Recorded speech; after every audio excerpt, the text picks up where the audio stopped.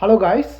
ఇప్పుడు చాలామంది websites build చేసి డిప్లాయ్ చేస్తున్నారు. కానీ ఆ వెబ్‌సైట్ అనేది గూగుల్‌లో కనిపించట్లేదు.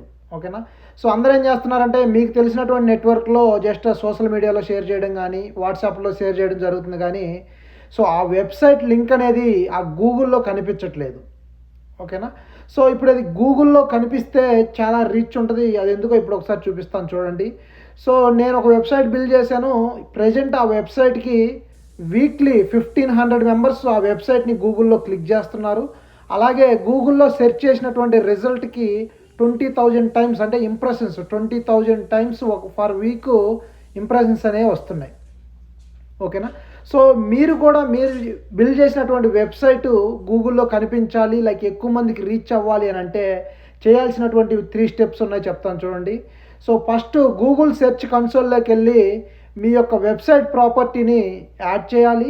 ఆ తర్వాత మీకు 2 ఫైల్స్ ఉంటాయి. సైట్ మ్యాప్ అని చెప్పేసి, తర్వాత robots.txt ఫైల్ అని చెప్పేసి. ఆ 2 ఫైల్స్‌ని మీరు కాన్ఫిగర్ చేసుకోవాలి.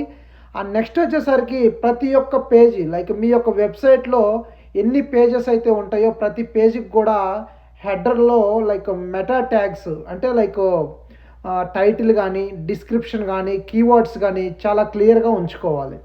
దాన్ని బేస్ చేసుకొని మీ యొక్క వెబ్‌సైట్ అనేది గూగుల్‌లో టాప్‌కి రావడం జరుగుతుంది. ఓకేనా?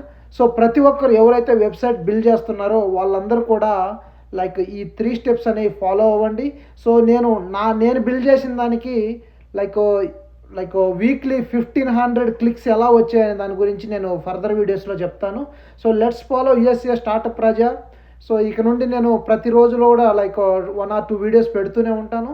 So, let's follow and then get more information. Thank you.